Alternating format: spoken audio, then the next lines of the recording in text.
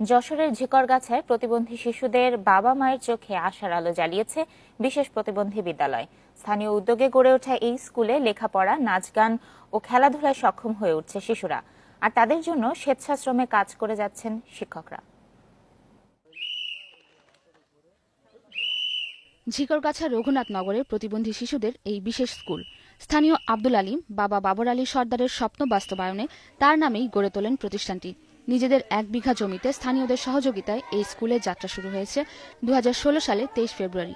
সক্ষম অনুযায়ী আমি 1 বিঘা জমি দিই, দিয়ে স্থানীয় যারা আছে তাদের কাছে আমি কিছু সাহায্য চাই, তারাও 2-5-10 টাকা 20 টাকা যার যার মতো সাহায্য করে।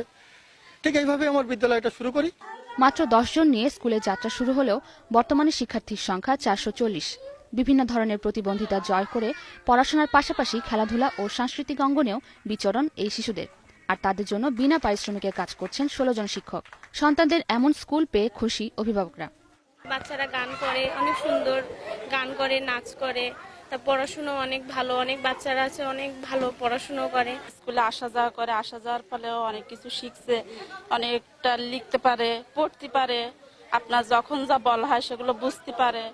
শিক্ষার্থীদের যাতায়াতের জন্য আছে 4টি গাড়ি, তবে অর্থাভাবে গাড়ির সংখ্যা বাড়াতে না পারায় সব শিক্ষার্থীকে নিয়মিত ক্লাসে আনা যাচ্ছে না বলে জানালেন প্রধান শিক্ষক। সব বাচ্চাগুলো আমাদের নিয়ে আসতে গেলে কমপক্ষে 8 থেকে 10টা গাড়ি লাগে। খরচের যে বিষয় আছে, 8 জন ড্রাইভার, 8টা গাড়ি, এখানে অনেক ব্যয়বহুল ব্যাপার, তাই আমাদের একসাথে নিয়ে এসে ক্লাস করানো সম্ভব হয় না। সম্প্রতি এই বিদ্যালয়ে 3 শিক্ষার্থী সুযোগ পেয়েছে 2019 সালে আবুধাবির বিশেষ অলিম্পিক গেমসে। বিশেষ এই শিক্ষার্থীদের নিয়ে গর্বিত শিক্ষক ও অভিভাবকরা স্কুলটির উন্নয়নে চেয়েছেন সরকারি সহযোগিতা।